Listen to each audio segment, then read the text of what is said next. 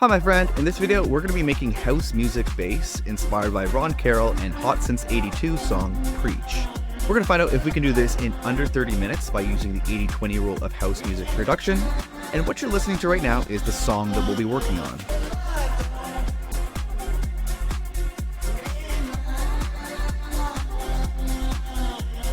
And what you're looking at right now is the Ableton project file that we'll be working on. In this video in particular, we're going to focus on this bass group right here.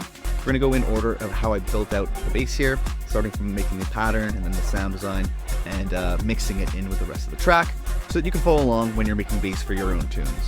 Make sure you stick around to the end of the video because we'll be doing a full recap of the 80-20 rule so you can apply what you're learning here to your own productions. And because all in all, it only took about 30, maybe 45 minutes for me to create the bass for this one. And if we zoom out, pull out back on this, you can see it's completely arranged, mixed, mastered, ready to go. Whether it's playing in DJ sets or sending it to labels, it's all good for that. So if you want help finishing songs faster too, I made you a free bundle of templates, samples, and special bonuses that I use to completely finish one song like this every single week. Just visit the link that's on screen now or in the description to grab the ultimate song finishing toolkit for free. And if you want to take things to the next level, you can also find a link to this video's project files in the description as well. With that said, let's jump into this. All right. So when it comes to the bass for this one, like normal, what I have here is the reference track in the Ableton project file. So the Hot Since 82 and Ron Carroll track Preach is right here. I have it turned off. I also dipped the volume down by 6 decibels in this case, trying to avoid too much clipping as I've been building up the track. Something I've been struggling with a little bit in the last little bit. And then the main thing is I've mapped the S key so that when I turn it on, we're flicking back and forth between the reference and our track. And this is going to help us kind of decide the pattern of the bass that we're working on. It's going to help us decide the sound design of it. And one of the most important things, it's going to help us pick the right volumes. And by using the reference track as just that, a reference, it can help us build out something that sounds comparable. And by design, that means it's going to sound more high quality because we're referencing a high quality track. So that's a big tip right there. So that said, let's take a look at the bass line for this. So here's a look at the pattern that I came up with.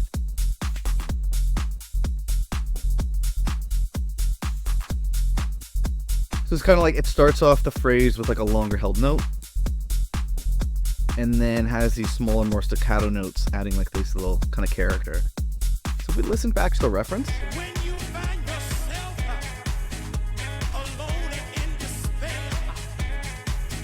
it's similar to what's going on. It's like one held note and then a few staccato notes.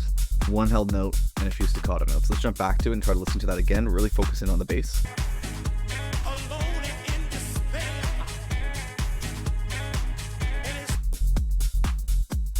So I went for something similar to that. I ended up making mine sound a little bit tighter, more staccato.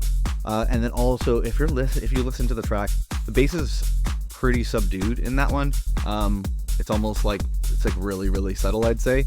I went for a little bit more of, I wanted the bass to come out a bit more, just kind of personal preference. And again, when you're building out your tracks, especially to a reference, you should I'd encourage you to do the same.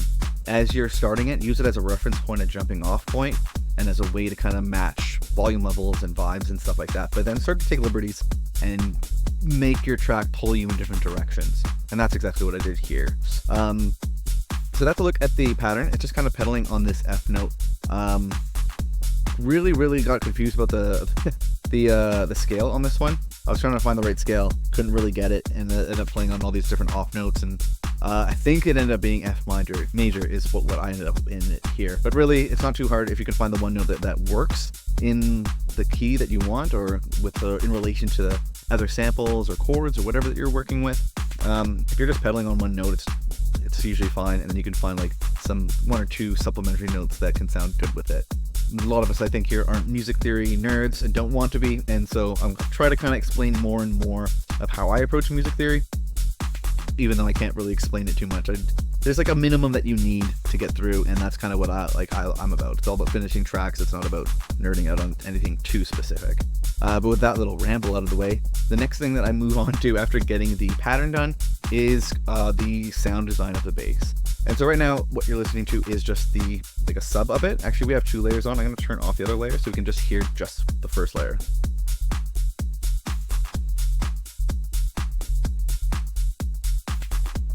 So you may need headphones because it's quite low, and this is just the sub.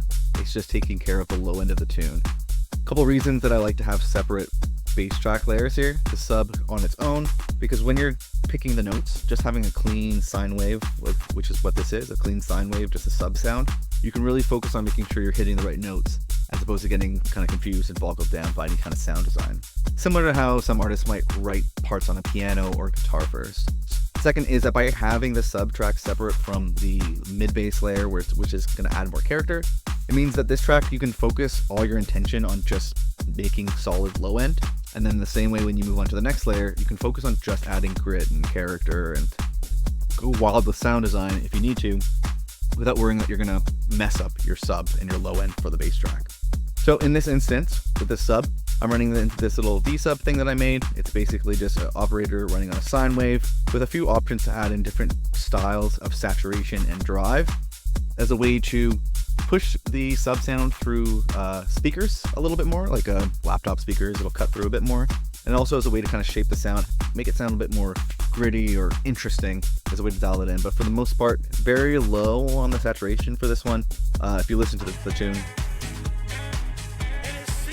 it's like just like a bit of sub, almost like a bass guitar sound, just super subtle. Nothing too crazy going on there, so kept it pretty simple. The only other thing in here is that I do have this one knob sidechain, which I'll show you in more detail on the next layer. But this is just a one knob sidechain so that I can get that pumping effect. Very, very, very popular in dance music, as well as it makes room for the kick, so the kick comes out nice and hits you right in the face. Let's kind of look there. Other than that, so first the notes, then the sound design, and then the most important thing is trying to get a similar level, volume level. That's really going to put you in that like professional area and get you to that 80% mark with only 20% of the effort, really focusing on the volume. So what I'm going to do right now is flick back and forth like how I normally do it. It's almost rhythmically and in time, or trying to be. And then imagine your sound in that track and really just focus on not the bass, but just the sub of the bass. And that's what you're kind of trying to listen to, and then adjust your volume to that. So let me just go ahead and do that a little bit.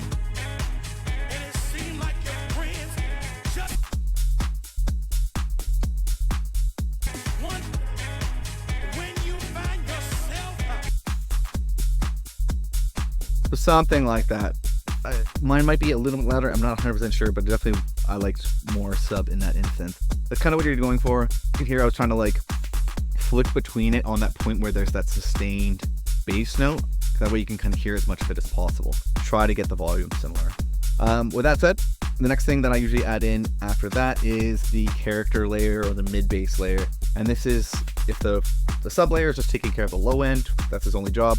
The only job with the mid bass layer is to add a bit of character, help the bass cut through a little bit, and add some like some sauce to your fucking sound, you know what I mean? So let's take a listen to this.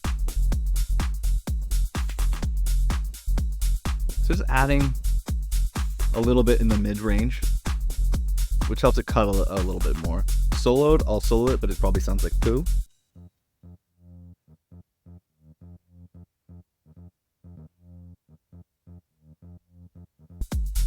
And as normal, let's go through like the 3-step process here. First is the notes. So as you can see here, there is no MIDI playing. And the reason is what I've done is, as you can see here on the sub layer, it's set to all ins. When your MIDI track is set to all ins, it's going to look at the MIDI track to figure out what notes to play.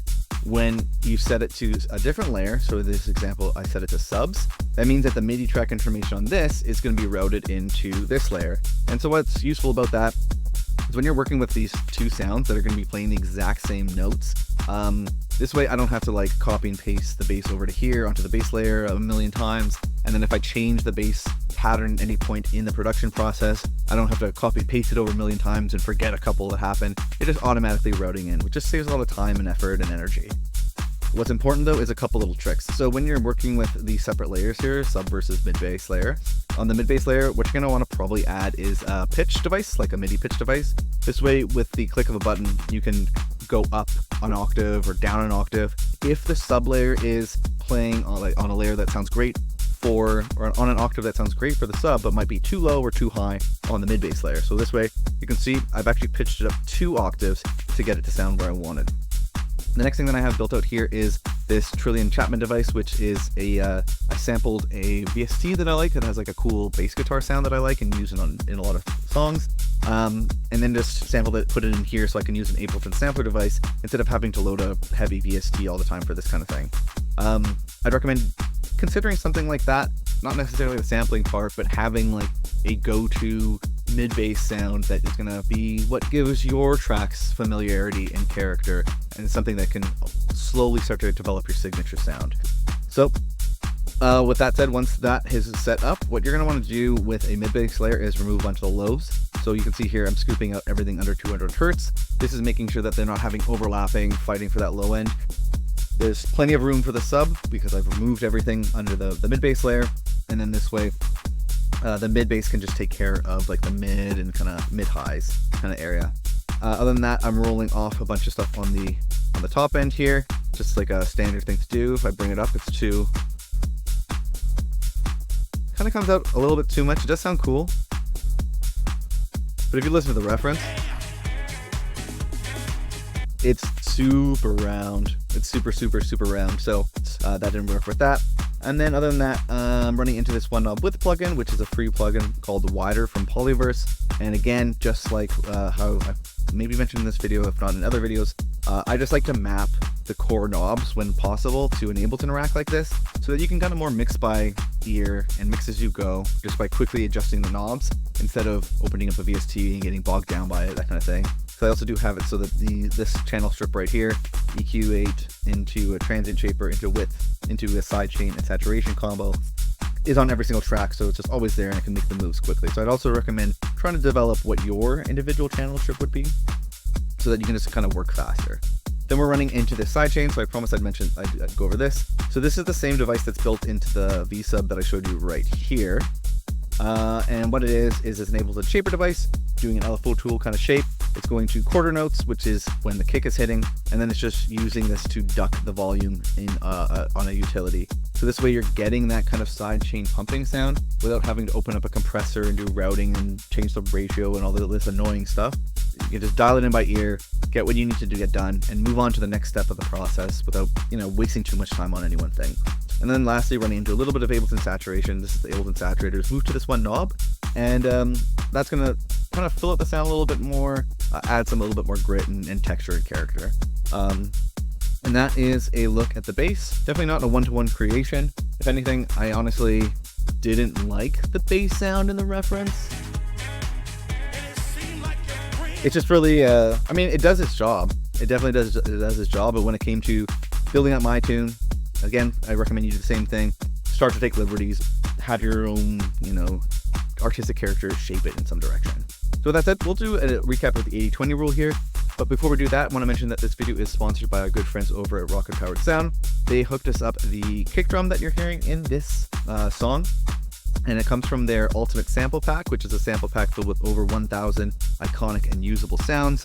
And you can get that for 30% off if you use the link that's in the description or on screen now with the code UltimateBestFriends. You got 30% off on that. Definitely very useful to have high quality drum samples, makes everything else sound professional in your track. But yeah, thank you to them for sponsoring this video. You also actually get to keep the Rocket Power Sound samples that I use in this project file if you download the project files as well. So definitely thank you to them for supporting the community. And with that said, let's jump into the 80-20 rule for this one. Hi, my friend. Matt from Best Friends Club here. And if you've been paying attention, then you probably have already figured out what the 80-20 rule is when it comes to building out your basses. So the goal here is to get 80% of the result with only 20% of the time, energy, or effort. And because the first key to the 80-20 rule of bass is to use a reference track, we're making sure that we're very easily hitting 80% of a very professional sounding track. In particular, we focus on nailing the notes that our bass is playing, the sound design of our bass, as well as the volume of our bass track compared to that reference track. This just keeps things fast and super focused. The second key of the 80-20 rule here is to layer your basses so that you have the maximum amount of control over your bass's melody, low end, and the character or vibe.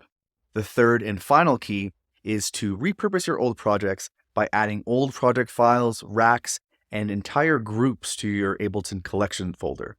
By creating a suite of powerful templates, Ableton racks, and one knob effects, that you've personalized and curated over time, it's going to make sure that you get a higher quality result faster.